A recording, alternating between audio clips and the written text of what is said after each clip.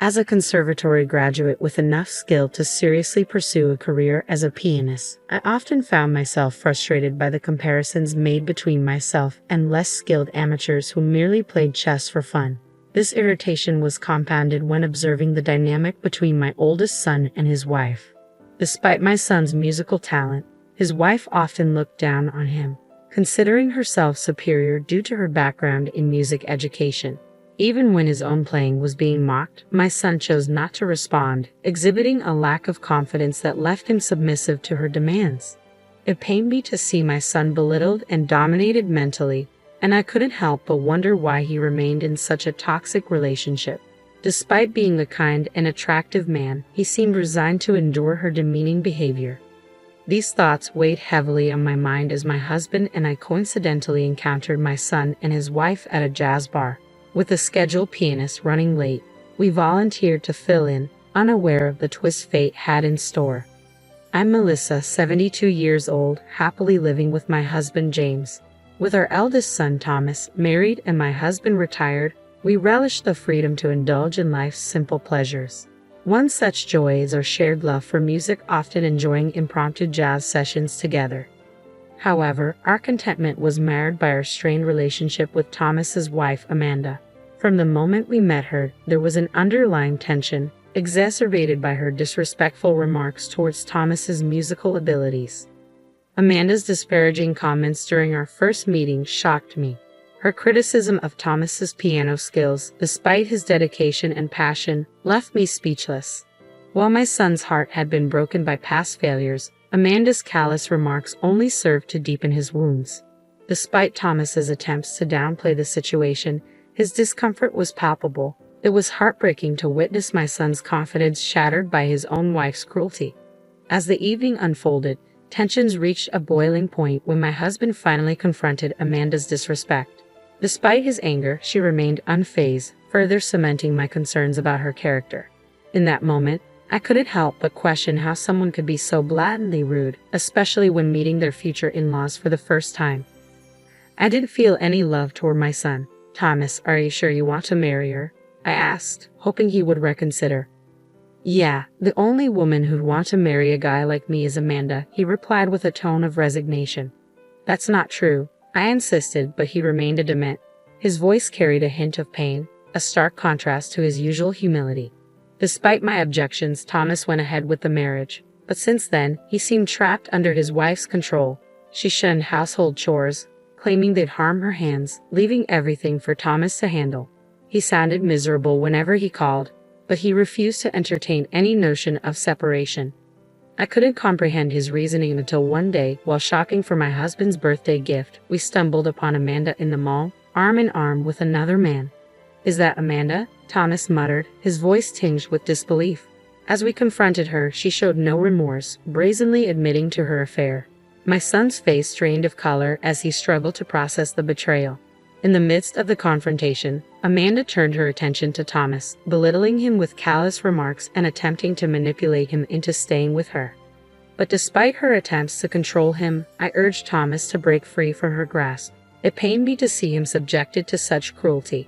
In the end, as Amanda tried to convince him of his dependence on her, I pleaded with him to see his own worth and to not succumb to her manipulations. "Thomas, you should break up with her," I implored, my heart heavy with concern. "Sorry, Mom," he replied, his voice tinged with resignation. "I will break up." "Why?" I asked, perplexed. "You wouldn't understand. You're good at everything.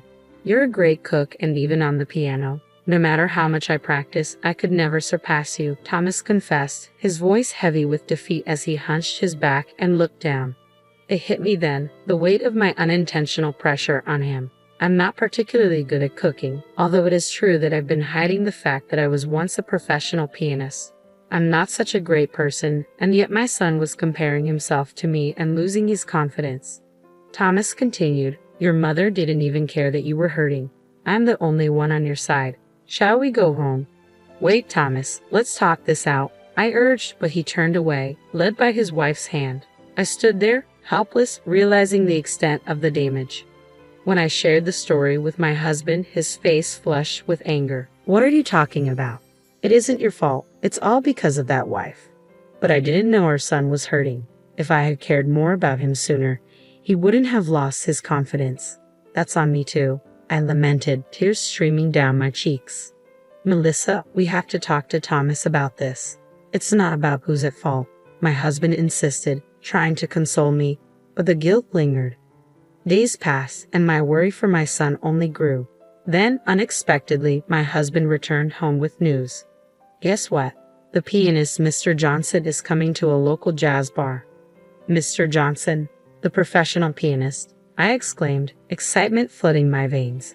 Let's go together. It might be a nice change of pace. With eagerness, we made our reservation. However, on the day of the event, a typhoon struck, halting transportation. Determined, we trudged through the rain, arriving at the venue to find a resilient crowd eagerly awaiting Mr. Johnson's performance, despite the adverse weather. As I scanned the bar, I caught sight of my eldest son and his wife. Hey Mom, you're here too, my son greeted, his gaze shifting away as I approached, taken aback by the unexpected encounter. Oh, you guys are here too, I replied, attempting to diffuse any tension. We like Mr. Johnson's music. I wonder if those who just play as a hobby can truly understand the charm of Mr. Johnson. I had the privilege of being taught by him as a guest instructor during my conservatory days, my daughter-in-law boasted, much to my annoyance. Despite my irritation, I chose to remain composed, unwilling to start a confrontation just as the performance was about to begin. As the anticipation for Mr. Johnson's arrival grew, the bar began to buzz with excitement. However, the staff appeared flustered, and the owner took to the stage, offering an apology. I'm terribly sorry, but due to the typhoon, Mr. Johnson's arrival has been delayed. It will take at least an hour and a half until he arrives. I must ask you to wait. No way. We came all the way here in this terrible weather, and what are we supposed to do in the meantime? The audience erupted in discontent. It's such a disappointment. Even if we ate, we'd be done by the time he arrived. My daughter-in-law chimed in with her usual rudeness. Frustrated murmurs spread through the crowd, with some patrons preparing to leave despite the rare opportunity to hear a live performance. Unable to sit idly by, I turned to my husband with a proposal. Why don't we perform? I suggested. We could be a placeholder until Mr. Johnson arrives. What do you think? What are you saying? People came here to listen to a professional performance. They're going to heckle your amateur piano playing, my daughter-in-law scoffed, but I paid her no mind, focusing on my husband's response. Understanding my determination, he nodded in agreement. Sounds like a plan. Let me talk to the owner. After a brief conversation with the owner, we climbed onto the stage, heartbeats racing as we prepared to perform. Luckily, the jazz bar had a drum set, and with our nerves somewhat calmed, we exchanged a glance and began to play. As the first notes filled the room, the once noisy audience fell silent, captivated by our impromptu performance. Before we knew it, even those who had been preparing to leave had taken their seats, drawn in by the music. Both my husband and I felt invigorated by the energy of the crowd, improvising and engaging with the audience, eliciting laughter and applause. In that moment, as I locked eyes with Thomas, I could see the surprise and enjoyment in his expression, bridging the gap between us with the universal language of music. I approached Thomas and gently took his hand. Mom, what are you doing? Let's play together, he protested, but I insisted. Music is about having fun. We settled on playing When You Wish Upon a Star, a song we used to play together when Thomas was in elementary school. My husband waited patiently, ready to keep the rhythm on the drums. It's okay, leave it to me, I reassured Thomas. With hesitant hands, he placed his fingers on the keyboard as instructed, and soon, he began to play. It was clear that he remembered the piece from all the practice he had put in back in the day. His smooth movements brought a smile to my face, and cheers and applause erupted from the audience. Encouraged by their response, Thomas's face lit up, and he joyfully continued to play. It was as if he had returned to his childhood days. Before we knew it, an hour and a half had passed. As we finished playing, we were greeted with a loud round of applause. Standing there was Mr. Johnson, the pianist himself. Bravo! That was fantastic, he exclaimed, prompting us to bow. But before we could leave the stage, he stopped us. Are you guys a family? He asked. When we confirmed, he remarked, no wonder it was such a harmonious performance. Don't you all agree? The audience erupted into applause once more. However, my daughter-in-law, not finding the situation amusing, stormed onto the stage and approached Mr. Johnson.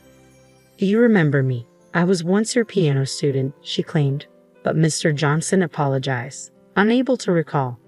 Undeterred, she insisted on performing, boasting about her aspirations to be a professional pianist.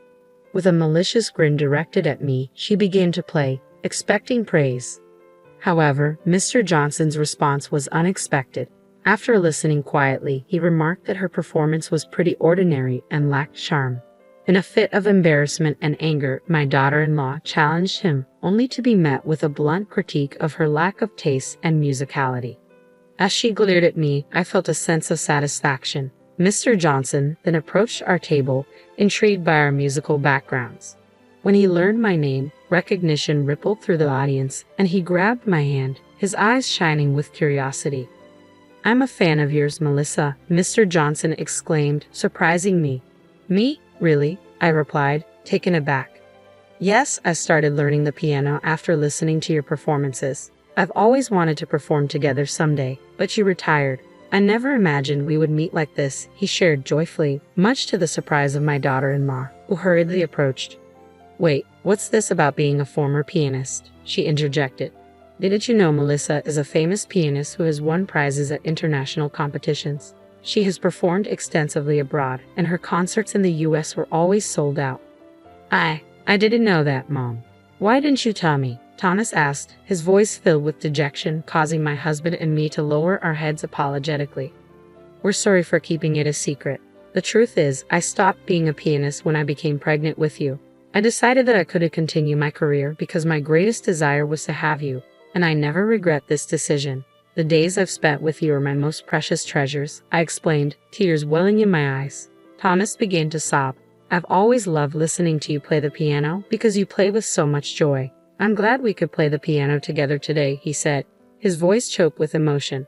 "Your son's performance was excellent. His joy was truly infectious, really," Mr. Johnson praised, but Thomas blushed at the compliment. Meanwhile, my daughter-in-law glared at us, her face twisted in anger. "How dare you embarrass me like this, keeping your career as a pianist a secret?" I didn't mean to," I started to explain, but Mr. Johnson stepped in between us. "If anyone is causing embarrassment, it's you. You've been bragging about being the better pianist since the beginning. This isn't a competition. If you want to show off your skills, why don't you join a contest? Don't ruin the atmosphere of this enjoyable jazz bar," he scolded. Upon hearing Mr. Johnson's words, the other customers voiced their agreement, and my daughter-in-law stormed out of the bar in a fit of rage. After that, Mr. Johnson's performance began, and we enjoyed the delicious food and music. As we headed home that day, I walked with my husband and son. "Thomas, I love the way you play the piano. You don't have to be the best in a competition. I love the joy you express when you play. Not just that, there are so many other things about you that I love," I reassured him. "That's right, like your ability to work hard and persevere. You should be more proud of that," my husband chimed in. Although we didn't talk much after that, my son called a few days later to tell us that he was getting a divorce. This news was music to our ears. "I'm done wasting my life on that woman," he declared, seeming to have regained his spirit, which relieved us. We later heard that his ex-wife was struggling with debts and personal troubles, while my son gained confidence and even had plans to go to a concert with a woman who also loves music. I was so happy to see my son's transformation, and the best part was that we started performing together occasionally. I truly wish for my son's happiness.